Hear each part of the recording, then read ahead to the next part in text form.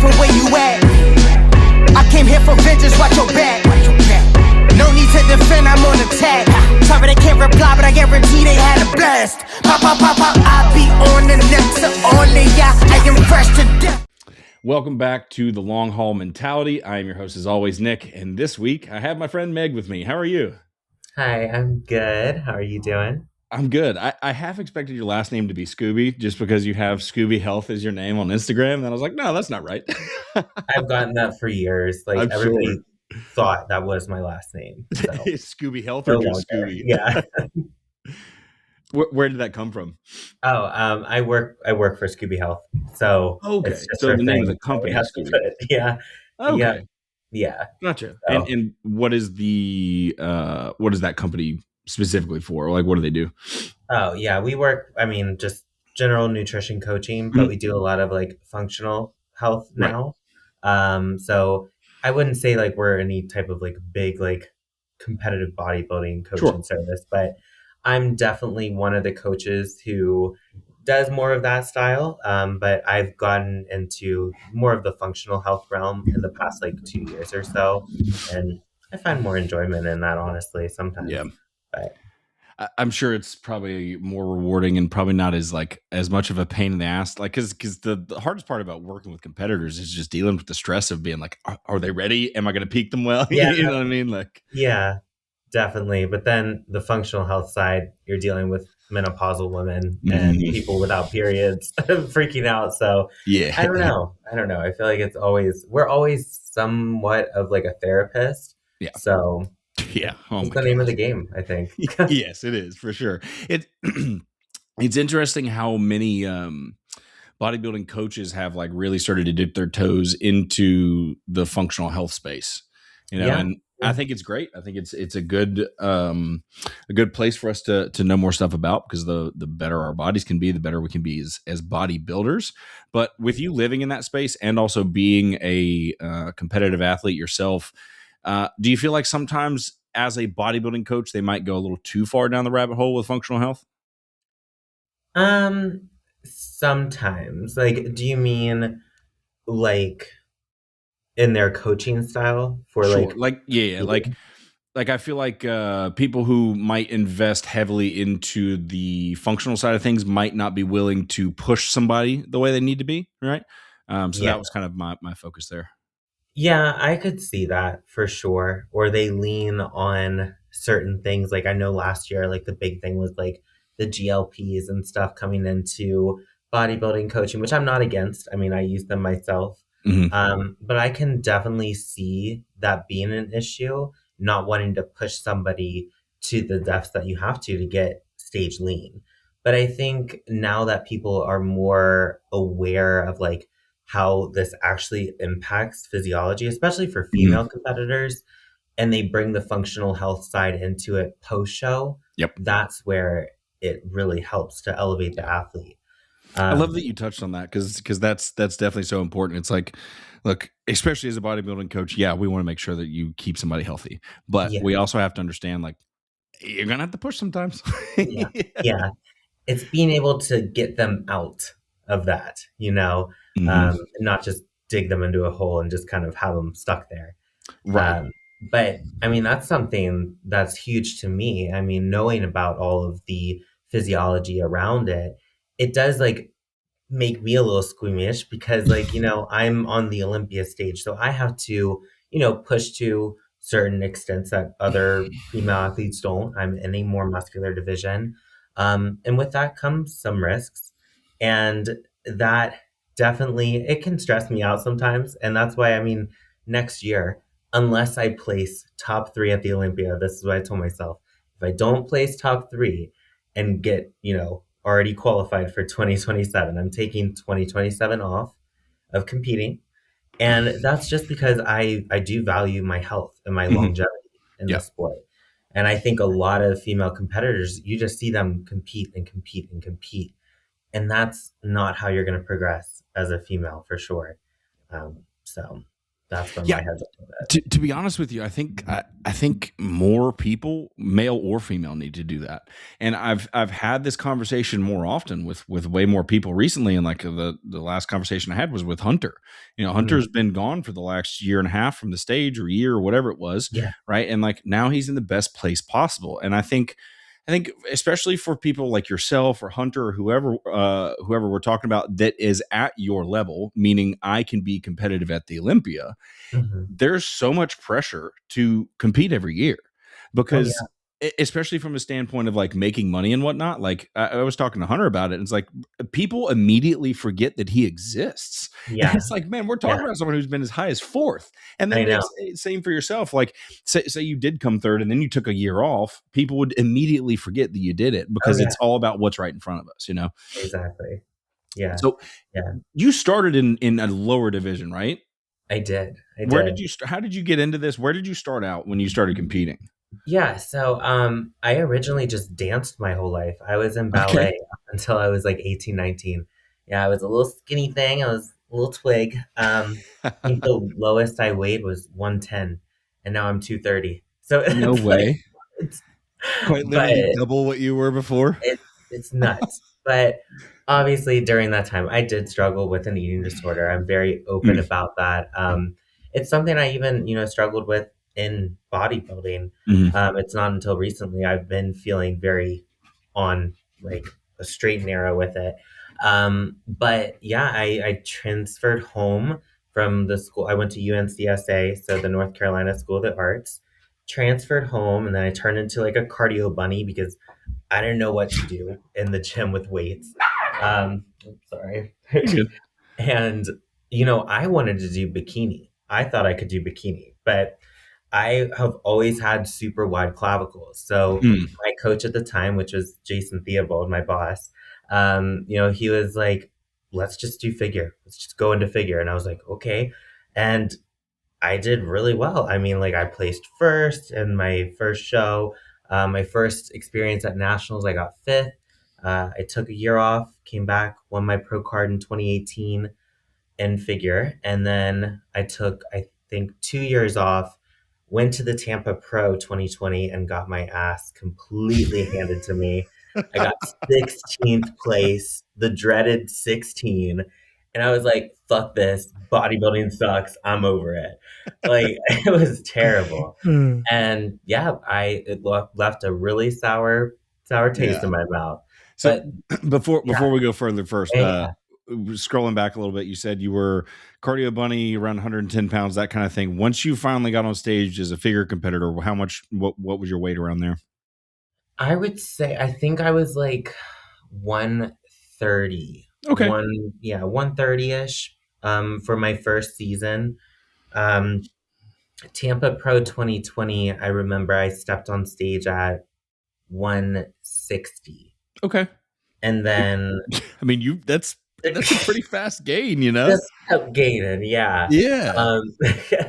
So I guess I was forcing my body to be so small all my life when it just wanted to be a big bitch. Like, that's just apparent, I don't know what I was doing. But yeah, well, I mean, you don't know until you know, right? But that's crazy that you put on that much tissue. Now, when you got your ass handed to you, what was it that was the main reason? Was it just you kind of undersized, or no, it's too big. Oh, you were too big. They said do women's physique, and I was like, no, I'm figure. Okay, so yeah, so my head was definitely in my ass. Like I didn't listen. So there was that show. What year was that show? 2020. Okay, 2020. And then you were kind of in a spot where you're like, I don't think I want to do this. And then how did you end up going to like, all right, fuck it, I'm doing this? Well, I had to go through a lot of mental battles. I stopped bodybuilding. I was like, okay, I'm gonna run. I'm gonna do 5Ks. And then I tried getting into the whole functional exercise. I feel like we all go through those shifts, trying high rocks and, burpees again. I feel attacked because that was me last year. Hey, not hating. I went through a CrossFit phase. So, but yeah, and then I started to get back into bodybuilding, and what was hot at the time was wellness. That just kind of came over to the States, and it was more popular. And, that's what everybody thinks is feminine, Mhm. big butts and thighs and like a tiny upper. So I was like, yep, that's what I want. So I stopped training upper body for 18 months. I hired Cameron at the time, and he was fully on board with this. I think he thought I was crazy, but he was like, sure, let's do it. Why not? Um, and I ran with it, even though I knew like my upper, there was just no hiding like the linebacker of this. Even with all the hair extensions, even pinching my shoulders back, like there's no hiding it. So yeah, the reason I had to switch divisions though was because I got a double disc herniation. Oh, wow. Not last, sorry, the year before. So 2024 in November, I just had terrible sciatic pain and I thought I tore my hamstring because all the Hmm. pain was there. It wasn't in my low back. So I got an MRI done on both my low back and my hamstring. Hamstring was fine. And then I looked at the MRI of my back and it literally the disc herniation was touching my spinal cord. And I was like, oh, that makes sense. So That's not then supposed to do that. no, it's not supposed to do that. And then, yeah, January 1st, I told Cameron, I was like, well, I guess I can't train lower like that anymore. So I did my first arm day. And then we started prep for women's physique, and I ended up placing eighth that same year. Hell So, yeah. That's how you kick off a women's physique prep, yeah, under the arms. yeah. Like, So okay. so now that you've stepped into the women's physique division, how are you feeling? Like, or do you feel like I'm home now? Like this is where I need to be? Yeah, at first I had a little bit of imposter syndrome because, I was away from the stage for 5 years. Mhm. And I didn't think I was big enough yet because I was coming off of a whole 18 months of not even touching my like upper body at all. Mhm. And yeah, I had definitely some imposter syndrome going into Tampa Pro, which was my first show last year. And then I ended up getting second place. First place was Zama. So I was like, well, shit, she's top three in the Olympia, and I'm getting second place. So I'm like, maybe I'm okay at this. So then I did Atlanta Pro, and that's where I got my qualification. And then I went to the Olympia, placed eighth. So I definitely feel at home now. Still a little bit of imposter syndrome. I think that's Mhm. never going to go away. But I definitely enjoy it. Because, I never really chased the muscular division. My true passion is in training and getting strong as fuck. And the muscle is just a byproduct if you're, Mhm. training hard and not just optimal. Yep. So it, it just was the byproduct. And this division, I don't have any constraints. I don't yet, at least. Yep. I know a lot of people are like, oh, she needs to go to women's bodybuilding and all this stuff, but I don't think they grasp it. If I stood next to a women's bodybuilder, because I'm 5'8", I would look totally different, Mhm. So I'm just gonna ride this women's physique wave out. It is there's 3 points that I want to touch on there. The first one is like what you just said there of like people don't grasp it. This is Mhm. the same conversation around around Keon in the open, right? Keon is one of my best friends. His physique is absolutely fucking phenomenal. It is so beautiful. If Oh I yeah, could look like that, I would do it, right? But same, the thing same. is you stand him next to people like Samson and Krizo and all these dudes who not are just bigger, but they are Mhm. taller. They're Exactly. broader, like there's so much more space, and it's like that's where you go, oh, he looks good, but right. Mhm. And it's the same thing of like you, like I think you could do well as a women's bodybuilder, but like it would be a matter of whether you wanted to get as big as you needed to do that, right? Mhm. And Yeah. it's yeah, I don't think you need to get out of women's physique. I think I think you just got eighth place. I think Yeah, I that tells you just everything you need to know. yeah, like, let me just, like, marinate here for Yeah, a yeah, little bit. Give yeah. me Let some me time. live my life a little bit. I've already changed fucking 4 divisions. I know. My gosh. Going to take a quick break from the podcast to bring a few things to your attention. First off, as I was going through the YouTube analytics, I noticed that almost 70% of my watchers are not subscribed. So if you're watching this right now, please do me a favor and click that subscribe button. Every single time I get a new subscriber, comments, likes, and shares, this helps spread the podcast more, and I really, really appreciate you guys. This podcast has no paid sponsorships, so the best way for you to support my channel is to support my sponsors. So Labrada Pro Series is my supplement sponsor. We have a full line of products with some new ones coming. The pre-workout is on the way right now, and the new Labrada Nutrition RTD pre-workout is about to hit the market as well. On top of Labrada Pro Series, I also have Gasp and Better Bodies, and then I also have Authentic Aminos. Please go support these companies. Use my code Bagley10 for Labrada Pro Series, Bagley15 for Gasp and Better Bodies, and Bagley for Authentic Aminos. Thanks, guys. Let's get back to the podcast. But the other thing there that I wanted to touch on is I feel like a lot of people, and even like maybe less in the female categories, but definitely in the men's categories, is there's a lot of people who are limiting themselves by keeping themselves in a division for the sake of keeping themselves in a division. Yes. Like the thing that I've had to get across to a couple of my guys now is like, look, I understand that you like classic physique. Classic physique's awesome. I think it's really fucking cool. You have a aesthetic structure, but to bring out your best look, you need to be an open class competitor because your weight cap isn't enough for us. Yeah. And sometimes it's incredibly difficult to get across to people. So like, I'm sure there's females listening to this right now who are probably in the same place of like, they're trying to fit a square peg into a round hole, right? Because like, looking at your physique now, like thinking that you ever thought about being in the bikini division is fucking hilarious. Like, yeah, I know. And I think about it now, I'm like, I don't even think, like, I was trying to force myself into that smaller division of wellness, and it helped me grow my legs, which was awesome. But like, there's just no way that my upper could ever come down like that. And I think for the females who are like maybe trying to force themselves to stay small, I think there's something super just special about being a woman and choosing to build muscle in the world that it is today. Society, other than like the weirdos and like the muscle worshipers, society just doesn't think that muscle is that attractive on a female.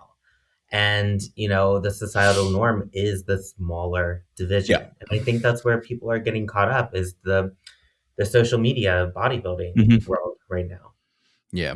Yeah, you're not wrong. And like, look, I've told this to a number of people. It's like, look, if you really just absolutely love a division and you don't want to get out of it because you don't want to push those limits or whatever it is, like, then yeah, don't do that. Yeah. But understand that you might limit your ability to place well on stage.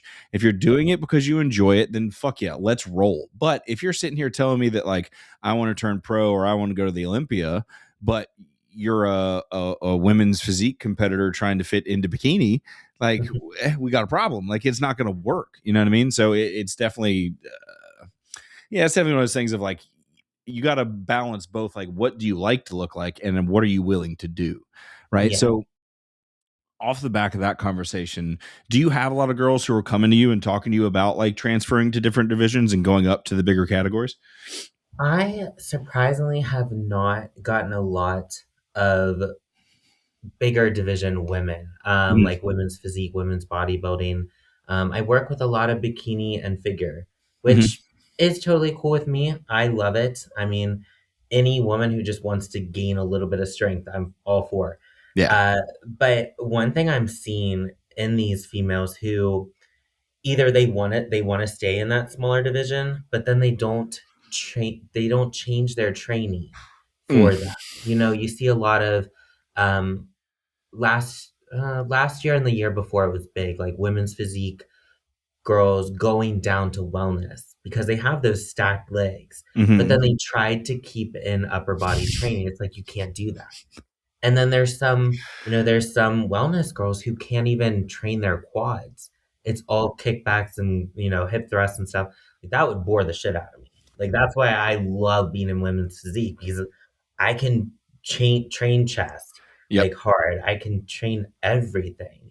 I know, like Tyler said, don't grow your legs, but like I'm still training them hard. Like, because I'm just going to grow everything else and make things, match. But I think a lot of people get emotional with the training side too. They get so attached to it that they don't want to change it.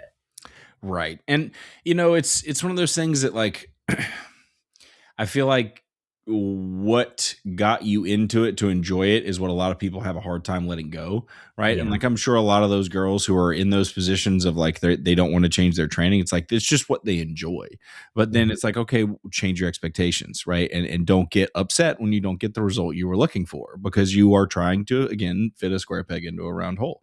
And you know, I even see guys doing that. And the number one thing that I see guys doing is just this obsession with weight, this obsession like with I have to move as much load as possible.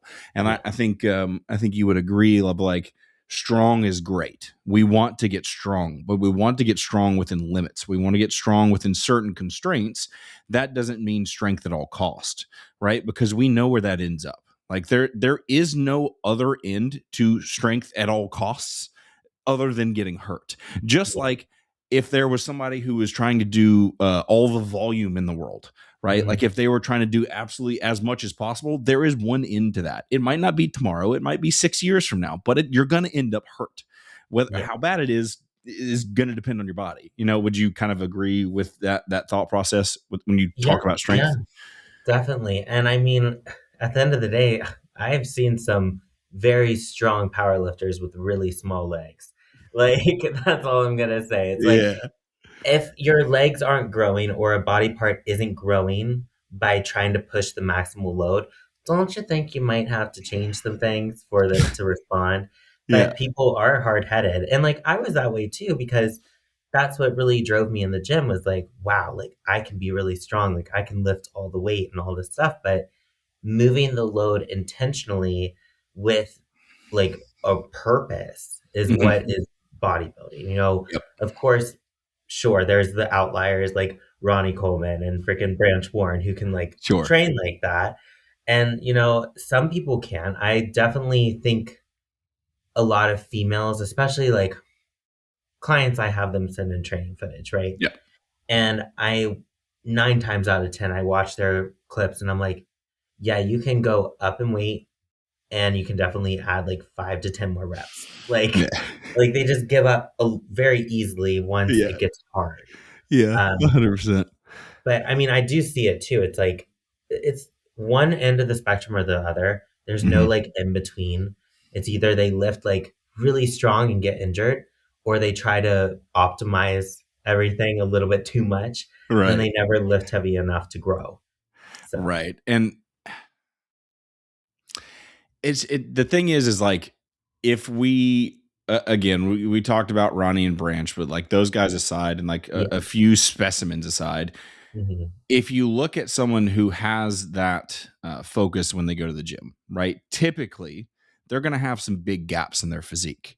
And typically, I can list them, right? Usually it's going to be hamstrings and it's going to be back, right? You might sprinkle in a couple of other things, right? Or hamstrings, back, and I'll also say chest. Usually the most dominant things will end up being their shoulders, their arms, and their quads, and probably their glutes, right? Because they don't know what the fuck they're doing. And the thing is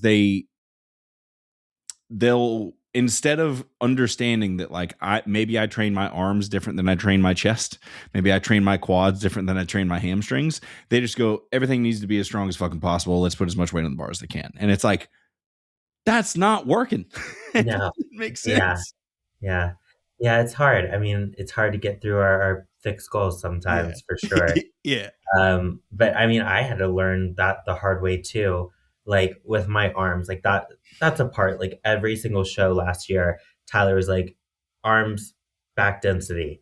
And I was like, okay, noted. I have like, we got off the stage in October and now we're already in prep. So like I had a short off season. So I had to be really strategic with how I trained. And in that time frame, like I was able to put on what I needed on my arms and my back, but I had to train my arms completely different than what I was used to. And a lot of people just, they can't get their head wrapped around that.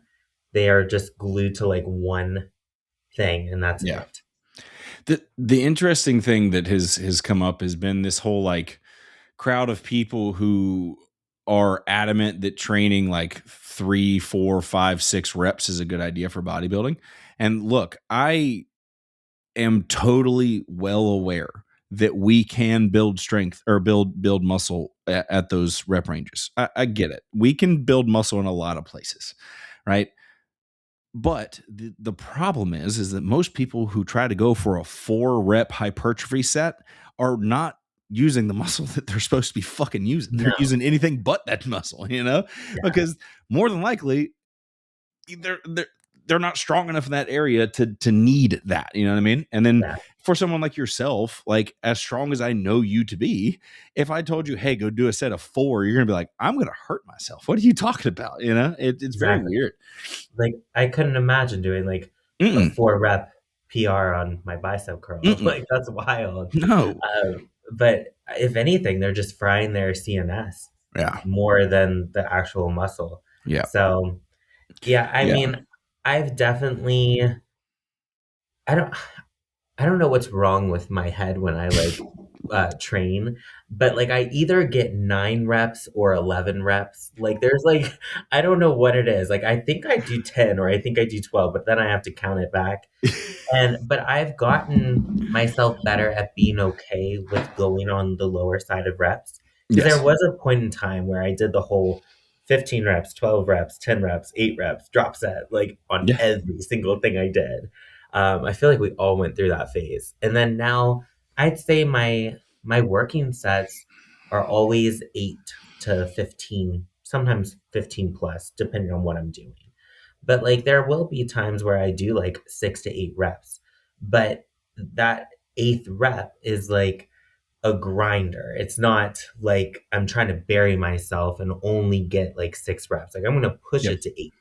Like I think people just need to learn how to actually take a rep closer to failure without completely frying their CNS in the process.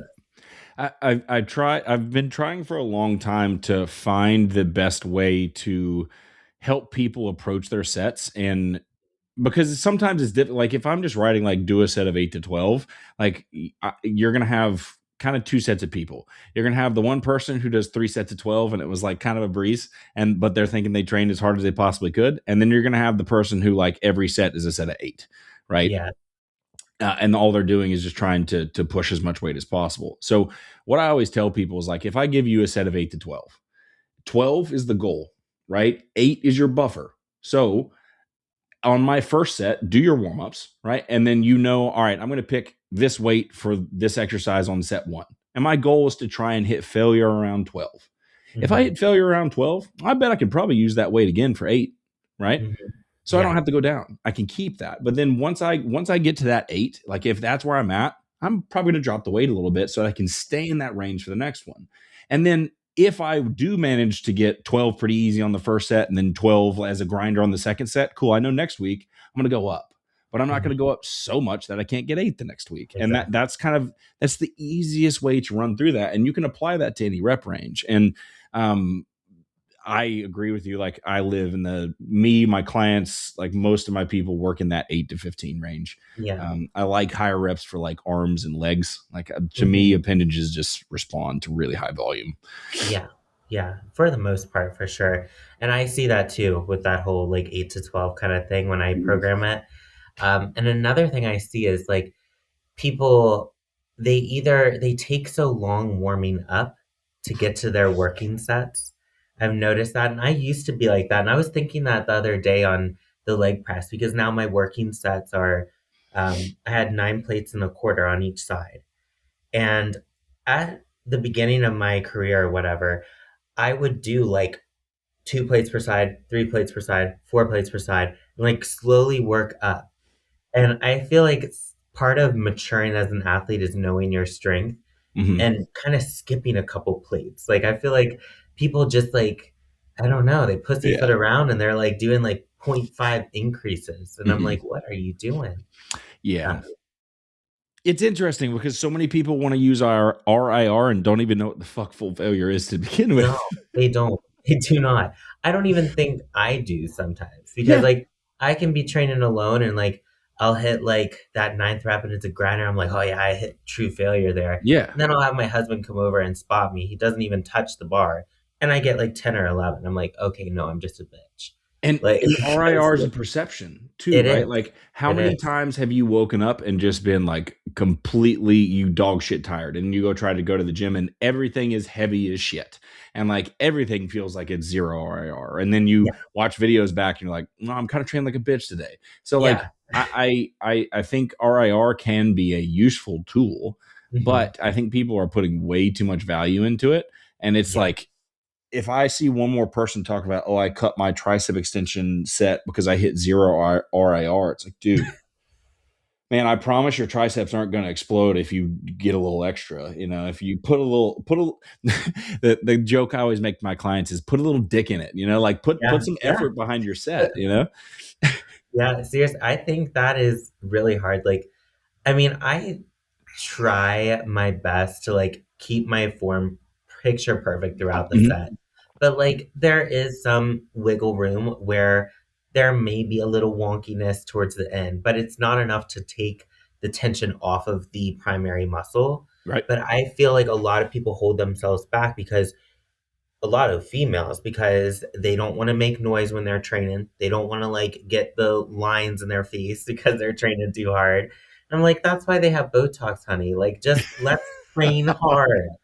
And Yeah. it's just pathetic. Like, I mean, I make some crazy noises when I train. The other day I was doing hack squat and I internally I like talk to myself, but I said it mid set. I was like, "Come on, bitch." And I like yell it so loud and my husband was just like, "What the fuck?" Hell Like yeah. it just you gotta amp yourself up. And I feel like a lot of females particularly because it doesn't look sexy on the gram, Mm. seeing a girl grunt on like the hack squat and things. But if you need to grow, that's what it takes. And I think a lot of females in particular, they think that they can grow with just doing this pump kind of style work. Right. And that's But not going to work. Meg, I also think it comes down to they, especially for females, believe that if they started to push a little bit harder, they're just gonna wake up looking like you, Oh, yeah, right? I know. And like that's not possible. No. Like if for all ladies listening, Meg has tried to get this big. You know what I mean? Yeah. Like And I've you, tried to get smaller. It doesn't work. yeah, like Doesn't work. very obviously you have probably a higher propensity to put on muscle than most females, right? But that Mhm. doesn't mean that this just came easy. It's not like Yeah. you just stumbled into being like making me look small. You know what I mean? Like, don't stand too close to me, Meg. All right. But um that's not going to happen, and it goes back to the conversation we had at the beginning of this about your letting your body dictate the division that you go to, Mhm. because like we said, there's a lot of people who are fighting what their body naturally kind of wants to do in the first place, and Yeah. like it's gonna tell you what it wants to do, and like you can fight it all you want, but again, you're probably not going to get the result that you thought you were going to get, you know. Yeah, yeah, and I get it. It's hard. The whole, oh, you gotta love your body and all of the phases, but like it's hard, especially this little off season I had. Like this is the first time I've had this much upper body muscle, and then you put fat on top of that upper body muscle, and you just look thick. Like walking around, you can't fit into any of your cute clothes, and it's hard. It's hard to truly love how you look in the off season when you have a bigger build, but then that's kind of what separates the people who are doing this for bodybuilding and the ones who are doing it for like the likes and the clicks on Instagram. It's very You true. know, it's gonna take a lot of mental effort, but you just have to push through and just keep doing this because this is what bodybuilding requires. You're gonna have to get bigger. Like. Yeah. Now, when it comes to, and we don't have to get into super specifics on this, but I think people are very curious about the enhancement side of things when it comes to females. So, Yeah. what has that looked like over the years, going from division to division? And have you had to like really push it that hard for you to get to where you're at? So this is actually a conversation I had with Cameron when throughout my years up until working with Cameron, I only did growth hormone, Anavar, Candy Anavar, and I played around with insulin back in the day.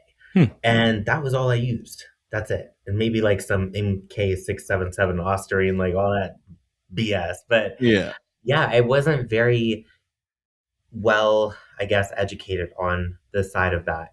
And something that I talked to Cameron about is he even said it to me, and I was confused at first. He said, if I was to go the wellness route, I likely would be having to push the anabolic load higher because my body, to put on that much lower body size, I need a greater stimulus. But you give me a little bit, and my body's going to respond because I just naturally put muscle on. So really just adding in the stimulus of me doing a freaking bicep curl or loading a 45-pound plate to the bar like was enough. Yeah. Obviously, taking my physique to the Olympia worthy women's physique, I'm going to have to push it a little bit more than just your, regional showing or nationals. But I'm I'm big on keeping my femininity intact. And of course, that's going to look different to everybody.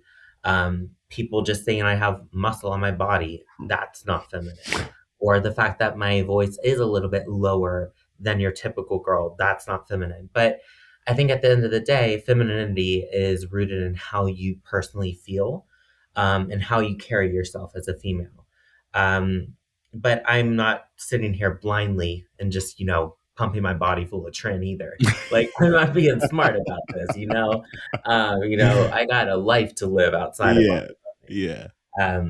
But I think a lot of people just assume that it is all drugs when Yeah. it's the more muscular divisions. But it's Yep. like, or is it just the fact that you don't train hard enough to be in this muscular division, But Yeah. yeah. It is very cool to see, because the thing is like when the perfect storm comes together, right? Of like genetics, hard work, and ability to be consistent. When you put those three things together, and then you just sprinkle in just a smidge, Just a little we bit. see just incredible things happen. And like it one of the coolest things to me this season is I've got a couple of guys who competed 2 years ago that it was their first season, that they've never competed before. It was their first time really pushing their bodies to that level. They took 2 years off, and now we're barely changing things, and their bodies are just changing by the day, where it's like, I got to slow this shit down because we still got 11 weeks to go. Like Yeah. we got to relax here. So Yeah. it's so fucking cool to me to watch how we can prime a body with the nutrition, with the training, with the sleep, with all these things, and then Mhm. just put a little bit in. And then when we get these results, people go, oh, you ratcheted up the gear on him this year. It's like, I fucking didn't. It's like, no, they sleep better, they eat better They throughout the were a entire better year. bodybuilder than you. Yeah. They like actually don't clock out. Yeah. Uh, but yeah, I think that's a lot of people's misconception is that, Mhm. you have to push the drugs more. You have to do this. It's like, no, you Mhm. just have to do this, being smart. There's definitely, I mean, I've seen some crazy protocols. Shit, I took on a bikini athlete last year. And mind you, I was deep into prep. I was like 3 weeks out from Tampa Pro. So like running the most gear that I probably would all prep. And she comes to me taking like double what I'm taking. And I'm like, what? For You're bikini? a bikini competitor. Yeah. So that was fun. And Christ. I've seen that like so often. Yep. It's like people just think more is better. Yep. But typically, because I mean, at the end of the day, anabolics in our body, especially females, is super inflammatory. Like that's not supposed to be there. So the body's not gonna like it, Yeah. and you'll walk around more inflamed than Mhm. if you were to, like you said, like prime your body, handle the off season like a true bodybuilder, don't just fuck off, and go into the season fresh, and your body will respond to less gear probably. 100%. It's cool to see, and I've gotten to do the same thing myself, to not only females but to males as well. And like the really scary part for females is when I have somebody come to me and they go, oh yeah, my coach put me on TRT, I'm taking 20 milligrams of testosterone a week. And like, and the sad reality is that has happened a lot in the Mhm, last year. mhm. And I've had that conversation a number of times, and I'm like, hey, you can't do that. Like Yeah. that's a bad idea. It, Yeah. like it, it just baffles me that people go, okay, they're smaller, therefore they just do less of what men do. It's like that. Mhm. No, fucking no. And Yeah. the most wild part to me is the coaches who seem the ones that I have seen their clients come to me and doing these crazy things are the ones who are most known for working with women. It just That's baffles terrible. me. That's Baffles terrible. me. God.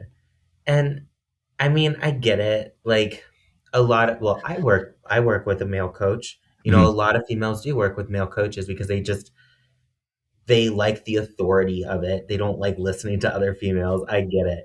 But there are some males out there that just do not understand the physiology of women.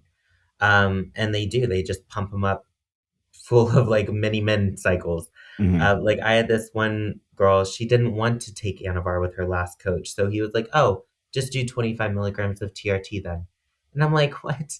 Like, I sometimes inject my TRT and I'm like, is this even doing anything? Because it's like that little on the insulin syringe. And I'm like, okay, cool. So this 1 milligram is really like, really holding on. Okay. Yeah.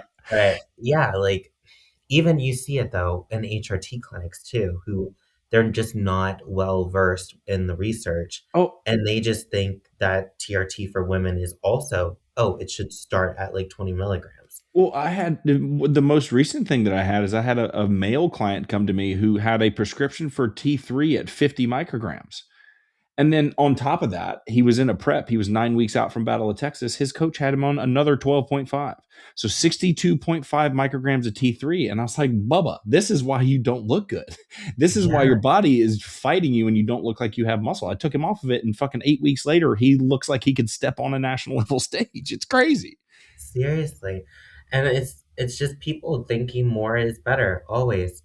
Same thing happened with the whole like Reta and the Mm-hmm. terzepatide and stuff. It's like the well-versed people are trying to tell you, oh, Mm-hmm. microdose it. Like that's where the gold is. Yeah. But it's like they almost don't believe us. They think that we're just BSing them. So then just your average Joes are taking like 5 milligrams of Reta. And I'm Yeah. like, are you Right. And shitting? I think a lot of that also comes back to how many people are like drastically reliant on studies to help make their decisions, right? Because the stuff like Reta is not approved yet, but it's in Yeah. trials, and we've Uh-huh. seen the results of those, and they've gone up to what, 12 milligrams a week, right? Which Mhm. is holy I shit, couldn't even right? imagine. No, like 2 was crazy for me, Yeah. and it the thing that I've talked to a number of my clients about is like, yeah, we could still scale this up, and there is potential to continue to go up, but at what cost? Like, I don't want to slow your stomach down that much. I want Mhm. to put this in to get the food noise to relax so we can make it through X period of time in prep. But if we start Reta at 20 weeks out just because you can't handle yourself, yeah, then we're gonna have to scale it because yeah, after a while it doesn't work anymore. Yeah, exactly. And I mean, at 20 weeks out, if your food noise is that bad, you should probably not be doing this. Yeah, yeah, yeah. We got Like, problems for yikes. sure. Yep. So um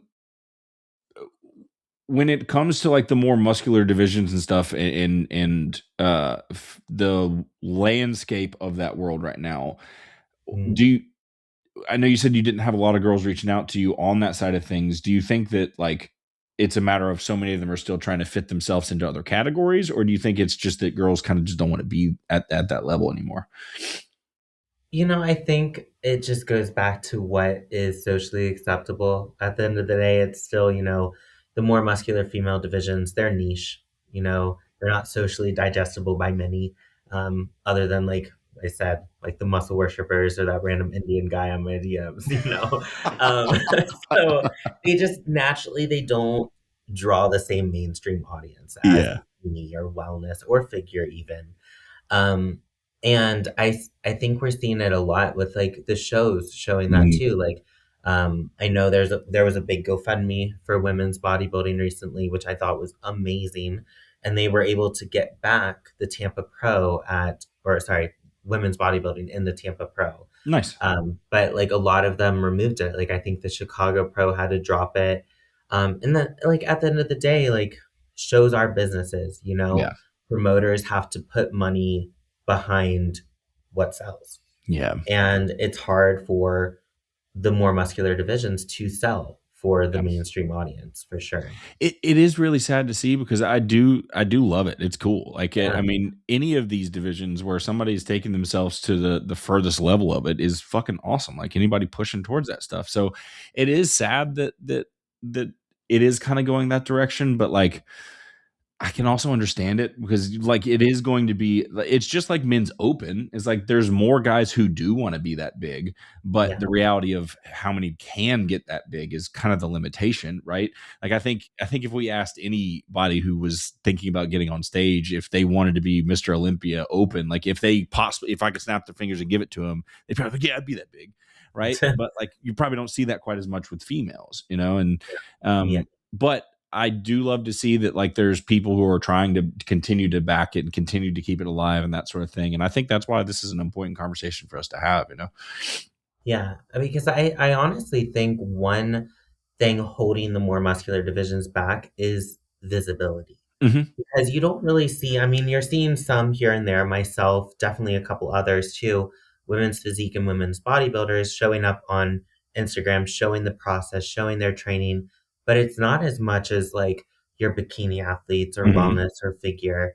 And I don't know why that is. I mean, I guess the more muscular you become, the smaller your audience gets, and you have to go different directions. I'm not sure. Can I give you my thoughts on that? I think when it comes to bikini, figure, and wellness, those categories fit more into something that can be sexualized, right? Yeah, And one of the things that we see from female competitors is like in order to attract a crowd, they are just making sexualized content, even if it's bodybuilding related, right?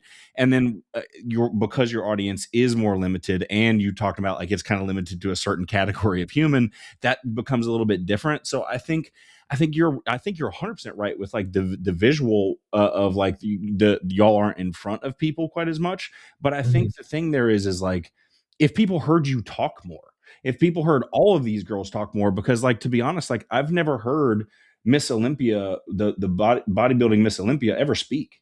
Like yeah, I think more females need to get in front of the camera, actually speak and talk, and like let's hear what you have to say, you know, versus mhm, just here's my check-in picture, or here's me training, or here's my client. Like I want to hear what you have to say. I want to hear what you are doing because now that's what's going to make me go, oh, that's pretty cool. You know what I mean? That's what's going to get me engaged beyond just all right, there's a picture, I scroll past it. You know what I mean? And I think the the conversation around like the female athletes getting compensated more has to first be driven by people being attached to the athlete.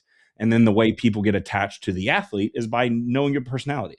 You know what I mean? So I think that's a huge place that I could see a big shift because like aside from fucking Sarah going crazy on the internet about people putting oil in their body, like how many females do we hear talking? We just don't. yeah, Not yeah. often. Maybe I'm crazy. Maybe I don't see it, but like, No, that is true. And that's why, like, I pushed myself this year to actually do more podcasts. Like, this is, I think, my third or fourth one this year. And for a while, I was kind of hesitant because you do get a lot of backlash as a female just from posting clips of your voice sounding mhm. a little bit different Yeah. than your other bikini girl athletes and stuff. Well, I don't actually. I rephrase that because there's some bikini girls who got some raspy ass voices. You're not wrong. So, You're not but you wrong. do, like people do. That's the first thing they comment. It's like, Yeah. dang guys, like I'm just trying to talk to you about like I don't know my progress or something. But Right. But yeah, the thing that like I have to tell myself all the time is like, is this even a real fucking person? Like the yeah, reality of the world that we live in is there's so many is this bots and AI? AI and fucking Right? things that are just trying to push us apart. That to be completely honest, anytime I see anything negative anymore, I just assume it's fucking fake, right? Yeah, Like I don't care. And I the don't. other thing to me is the more the older I've gotten, the more I've realized that like no one else's opinion of me matters, not a Yeah, fucking one of them. So if I'm happy with who I am, just like any of us should be, like say whatever you want about me. I don't care. I know what the real story is. I know who I am. I know what I'm doing. You make up whatever you want. That's up to anybody else to decide whether they're going to talk to me and find out if it's real or not. You know what I mean? That's how I I feel agree. about it. So Yeah, and I mean, at the end of the day, they're just giving you more yeah, exposure by yeah, commenting those stupid things. yeah. So it's kind of funny, Yeah, actually. because Yeah, like, yeah, honestly, the times that my reels have gone viral at all is because somebody wants to come in and say something stupid, and I'll just kind of poke at them. Like, yeah, I don't kind of argue funny. online. Like, No, arguing online is the stupidest thing in the world because no one wins. So, like, the yeah, funny part to me is poking them to see if they'll get yeah, angrier. yeah, and they usually do. Then Yeah. they end up blocking you, and you're like, okay, Yeah, whatever. yeah. Like, Yeah, it's yeah, fine. for sure. But no, I like it, Meg. I think I love to hear that you're doing more podcasts, and I appreciate you coming on here and being like Yeah, super open with everything and talking about all this stuff because I think that I hadn't put that much thought into it until just now while we're having this conversation. But I think the more people could hear you talk or hear other girls in the WPD and the women's bodybuilding talk, probably have more people who just be interested regardless of whether they think they want to look like you or not, right? yeah, Like they don't have to want to be a women's physique competitor to learn something from you. You know what I mean? exactly. And I personally love just showcasing the things like Yeah. the training, the strength, the process. But yeah, definitely showing my personality Yeah. because I think I probably come off as like a stone cold bitch online. Because like, like I lift heavy, I grunt and all this stuff. And it's like, at the end of the day, I'm kind of funny. Like, Yeah. like I'm a nice person. Yeah. But, I got into this because I just love building. And, if a woman feels powerful in her body, however that body looks, I think that's what matters. Yep. But if I can, inspire somebody or some female to train a little bit harder or push herself out of that comfort zone, I think that's a big win. Yep. Because I I agree. think a lot of females they stay small, physically and mentally, Yeah. with their constraints that they have. Yep, I agree. And I'll say this before before we end here, but my girlfriend absolutely loves you, and I love her too. yeah, I stalk her all the time. yeah, she after you followed me, I think you followed her or something like that, Yeah, and she was like, oh my god, you know Meg? I was like, kind of, sure. and she does figure and she draws inspiration from you. So like again, to this drive that same point home is like just because somebody's in a different category and doesn't look the way that you ideally want to doesn't mean that they don't have information that would be positive Yeah, for you. If yeah, anything, because you have been through all of the divisions I really except have. for a couple, Yeah, like you know what the constraints of that division are and you know what it takes, right? So like you've probably been a little bit further down the rabbit hole on training, on nutrition, on PEDs than all of these categories. So you have the knowledge to tell these girls, no, no, no, you don't need to do that. Or yeah, yes, this is where we need to go with any of those realms. You know what I mean? So like, I don't see a reason for it to be like, ew, that's weird. It's like, well, it's weird to you, but it's not weird to that fucking person. exactly. Yeah, I just think females in general in the bodybuilding space do need to speak more and Sure. probably show their butts less. That's just my Yeah. opinion. You said it, not me. So I'm going to let you take that one. so I think it's probably a good place for us to wrap up here. I think homie over here wants to go for a WALK. Oh, no, all So my dogs are going crazy right now. yeah, but anything you want to plug right quick, Mac? Where can people find you? Where can they find your coaching? Yeah, you can find me on Instagram, Dr.Meg_Scooby Health. That is not my last name, but that is where you can find me. And yeah, that's where you can inquire about coaching or just to drop a DM if you need any assistance on like training or anything like that. Like I'm an open book at the end of the day. If you pay me or you don't, I just want to help people just enjoy the sport for what it is. So Agreed. Yep, I'm right there with you. I to a certain extent, like of I course, really enjoy helping people. There's yeah. certainly people who will abuse that, but Oh like yeah, it's a definitely. lot of fun being able to just change somebody's perspective on something, Exactly. especially when they really need it. But Meg, Mhm. this has been an awesome conversation. I really appreciate you a Yeah. lot. So, Thank you for having for, yeah, of course. For anyone who is still watching at this point, be sure to do the YouTube thing, like, subscribe, share it with your friends, and we'll catch you on the next one.